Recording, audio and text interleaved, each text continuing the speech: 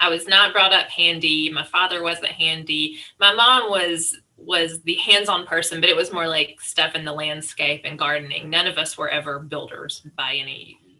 Hi, I'm James McClister, Managing Editor of Professional Remodeler magazine, and welcome to Off the Clock, an interview series where I sit down with some of remodeling's most interesting, most innovative people and get to know them. First, I'm going to have some coffee. In just a second, I'm going to be joined by Nora Spencer.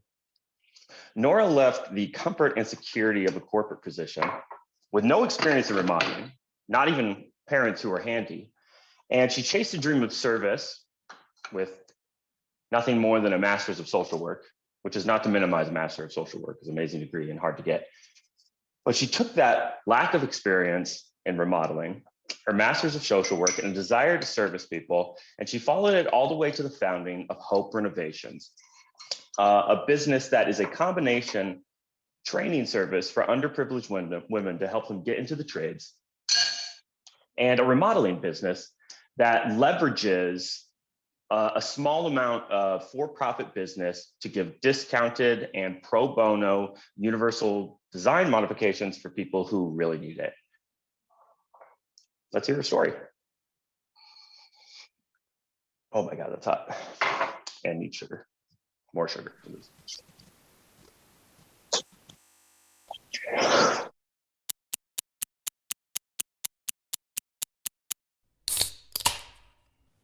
Probably remodeling started for me when I was a college student, and I had tastes that were different than my budget. And I started realizing that I could use my creativity to make my space look different than it actually was without a whole lot of money. By the time I got to Lowe's, and when I started at Lowe's, I actually started in advertising. I moved over to HR and recruiting, but my first job at Lowe's was working with our print advertisements, and I was specifically responsible for coordinating pricing and images and content for everything lawn and garden related. It was really cool working in advertising, and that's really what created the knowledge of the different products and the different product categories for me. I heard your discount played a role. It did. I mean, it honestly did. We had a great discount at the time. I don't know. I mean, what kind of discount are we talking here? Yeah. I don't know what it is now, but when I was there, if you special ordered anything, you only paid 10% above cost. So I would get tools because I could, and I really started using them when I bought my first house. I had a contractor come in and remodel a bathroom, and it was not a good remodel. It was very poorly done, and the scheduling was terrible. I mean, it was a bathroom remodel, and it took like 2.5 months, which is crazy. Did you confront them, or was it like, okay, let's let them finish, get out of my house, and then there was a lot of confronting along the way? Yeah. But I did learn a lot from it. I wouldn't call it confrontational, but it was definitely lots of asking questions. And then I think, you have one bad remodel job and you learn a lot about what not to do in the future. And that was my one bad remodel job. My husband and I had the opportunity a little after that to purchase an investment property. And I thought, maybe I can save some money and do a lot of this stuff myself. And I was still working with a lot of contractors for, the stuff that I didn't know how to do, but I watched them and I would ask them to teach me. I think there was a novelty for them of, hey, this is a woman and she wants to learn this. Sure, I'll teach her. And it was interesting along the way, talking to some of these guys and hearing them say things like, I wish more women would do this stuff. The best employee I ever had was a woman. Was it always that positive feedback? Because that sounds great, but it surprises me. Maybe it's because of my personality. I do have a strong personality. Maybe I'm not the kind of person that you want to be insulting women in front of. But I will say, though, that every conversation I had with contractors, even if they presented as very sexist, misogynist guys, they were always very supportive and very excited about the idea of women doing this. you start your own business. Then you get a grad degree. Yes. What prompted that? Was it your plan to get out of remodeling, or was it just something you thought would complement? So the remodeling was really a side hustle.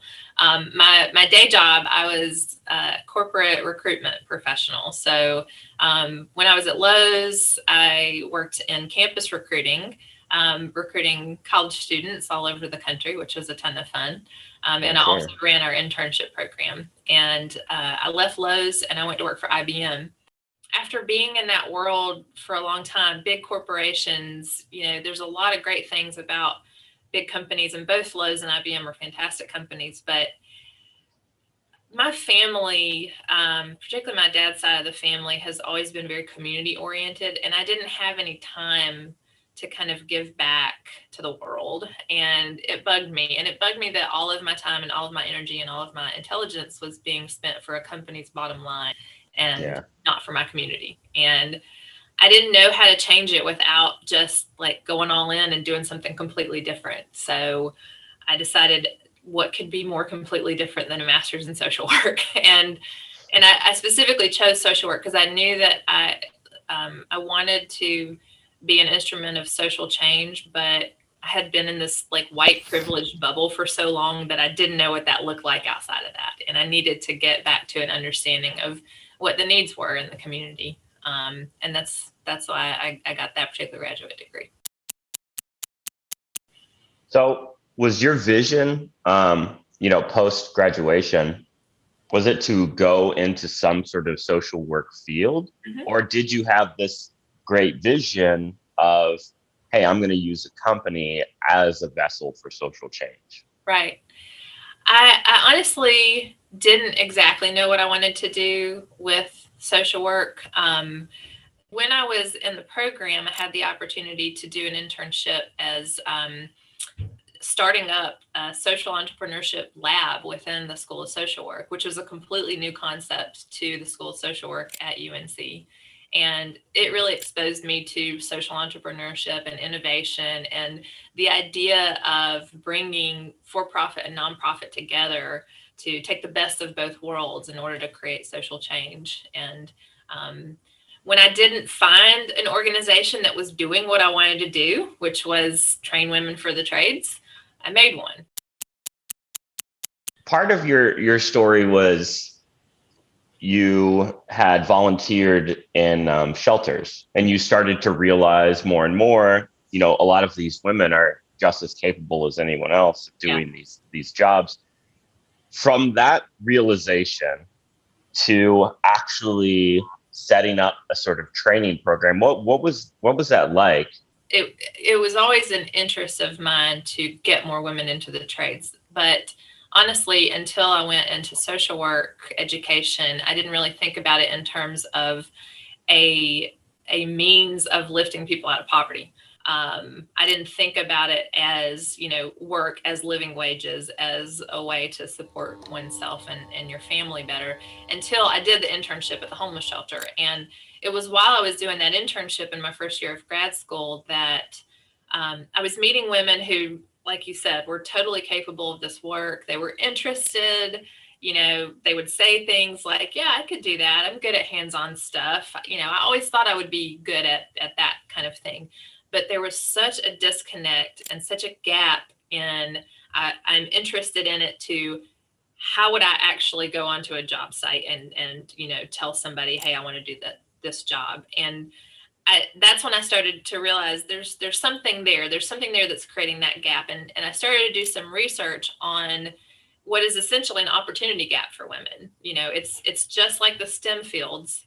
We're not told about construction when we're girls. No one tells us when we're in elementary school and high school that this is a career path that is great for women. It never has been that way. And when you're not, we always say, if you can't see it, you can't be it. And if you don't see it as a girl, if you don't have a dad or a brother or uncle who is showing you how to do this stuff and telling you how to do it, you don't ever consider it as a potential career choice. So there's, as a result, there's all these women who would be fantastic workers, but they need this entry level of education just to give them the core skills so that they have the confidence to go out on that job site and, say, hey, I'm just as qualified as these guys coming in with no experience, hire me. So in this process, was there any challenges that you found that sort of surprised you? Well, there was a pandemic that happened, so that was kind of a big one. Well, I hadn't heard about that. Yeah, it was a big deal. It seemed like such a great idea to me, and kind of like why didn't anybody ever think of this idea? Because in North Carolina, we're the first standalone women's trades training program. There's not another one. There's several in the country, but we're the first one in this state. And there's not a lot in the country that are specific to women. And I thought, people are going to jump all over this. But at the end of the day, finding launch funding, finding people who were willing to put their money behind an untested idea was really, really hard. And it took a really long time. I think in my mind, coming from the business world, I thought, I'll have this up and running in a year. And it took 3 years. I was also surprised at how hard it was to find space, to find a suitable space to have a workshop, to have, all of our tools. We ended up with just the most fortuitous, serendipitous spot. So we searched for 2 years.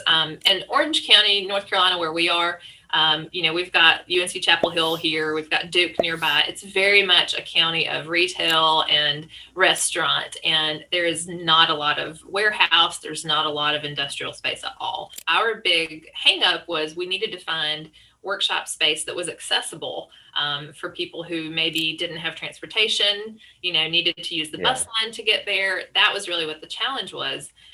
We looked and looked, and finally there's a family-owned hardware business here called Fitch Lumber. They've been around for like 110 years.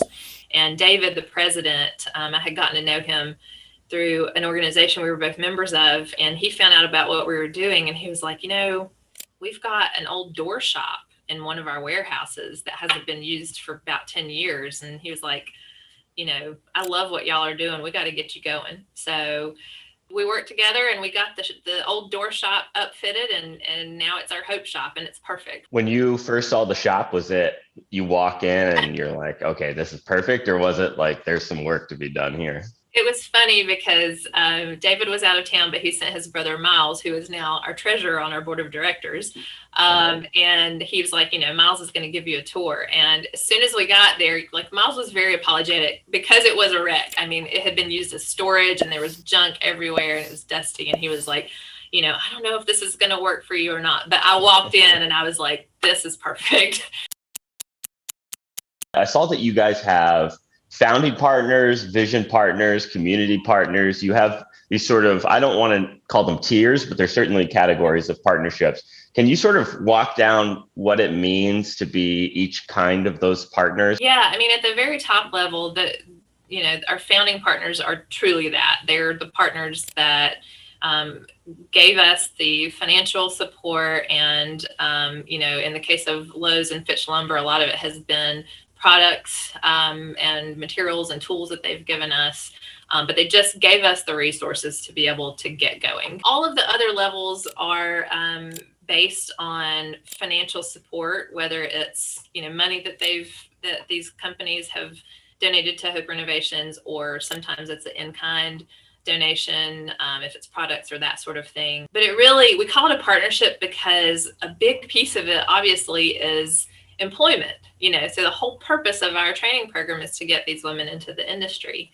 And we really rely on our partners, and we really work with our partners to make inroads for these folks. We've got a number of partners who have either interviewed our trainees or have actually hired our trainees into their organizations. And, we rely on them for helping us with mock interview day, where we do practice interviews, or resume review. We had one of our partners, Southern Energy Management. They're a solar and green energy company. And they came and they spent a whole day talking about solar and green energy and green building and how it's all connected. We really rely on them as part of our curriculum, in addition to, just the support that they give us.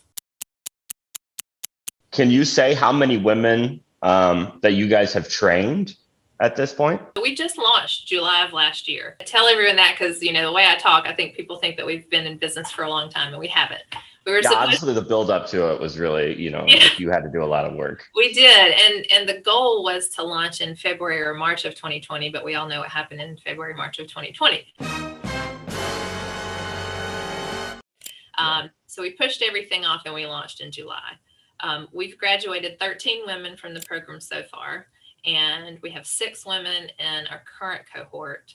And we've actually just started recruiting for our next cohort that starts at the end of April, and that'll be 7 or 8 women in that one.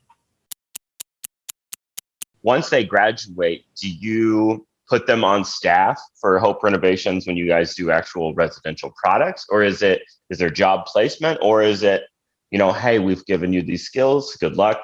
Yeah. Let's keep in touch kind of thing. It's a combo of the first 2 things. The program is 10 weeks long. And while they're in the program, they learn a little bit of everything, kind of core skills and all the different trades. Once they get to the end, the goal is either for them to go into an apprenticeship, an entry-level job in the trades, or further education at one of our local community colleges if there's a specific trade that they really enjoyed or they want a licensure in, something like that. We hired 1 graduate from the last cohort onto our team, Kate. So she's on our construction crew now.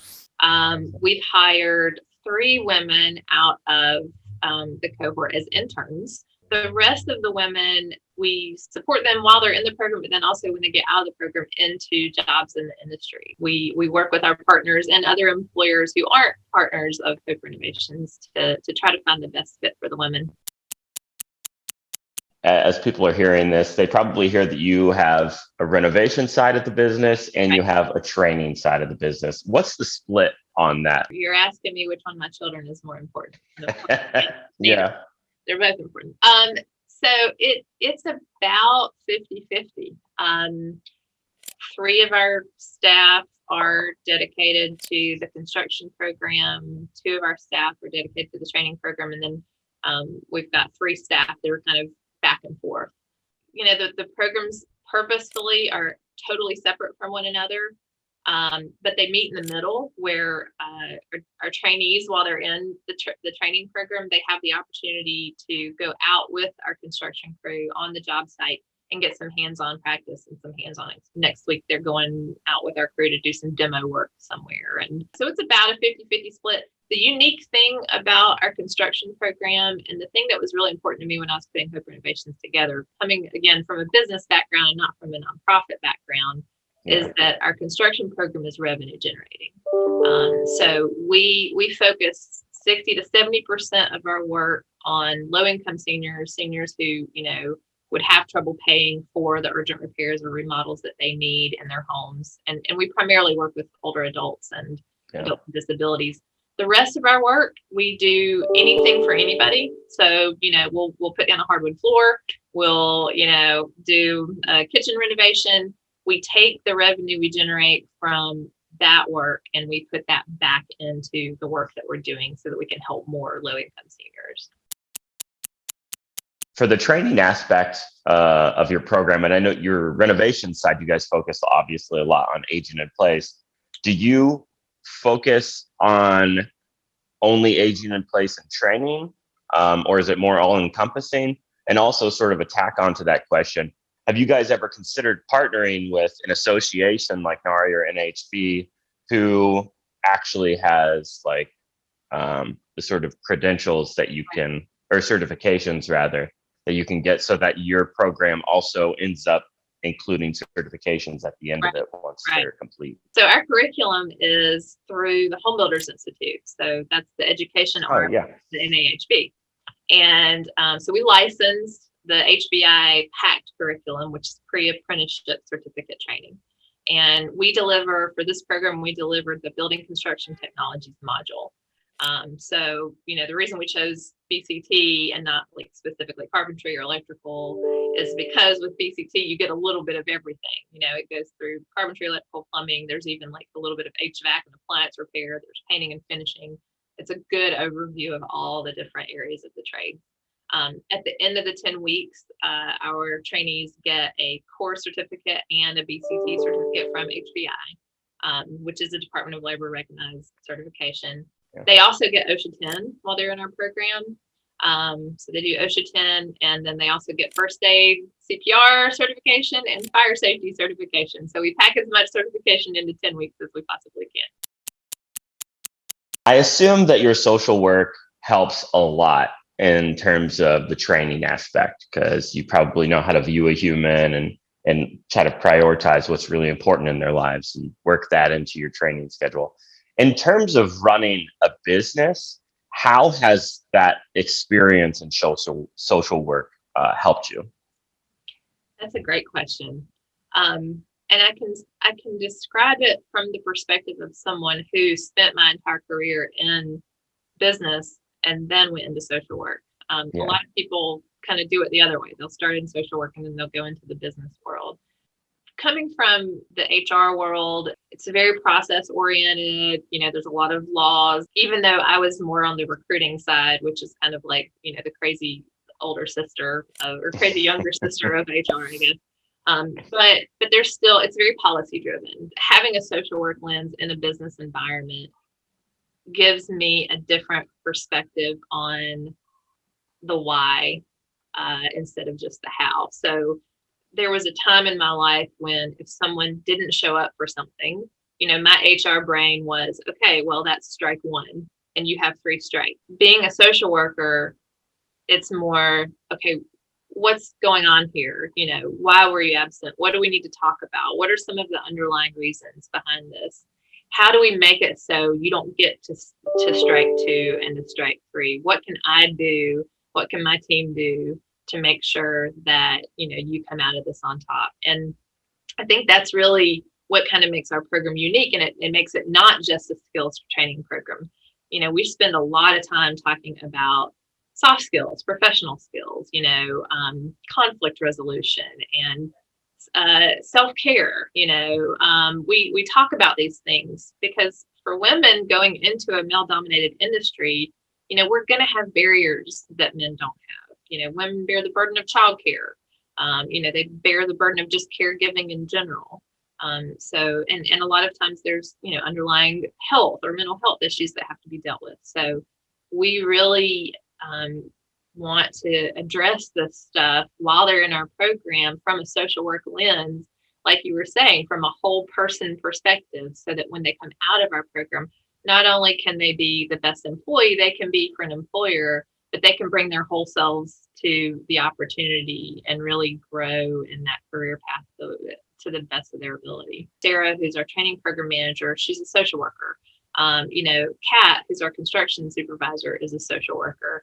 Janelle, our operations manager, is a social worker. We have folks on our team that understand those barriers and those situations and can help these women kind of almost like case management, can work with them to make sure that they're pointed to the right resources, that they're accessing supports that they might need. Some of these women, it's the first time they've ever had that in their life. And we continue to do it after they're out of the program. We've continued to support several of the women in our program once they've graduated, just trying to make sure that, they're able to address those barriers and kind of be their best self out there in the trades world. What is the process of actually going and applying to get into your program, or do you guys seek people out who are in need? Yeah, it's a little bit of both, but it is an open referral process. So you can go to hoperenovations.org/apply at any time.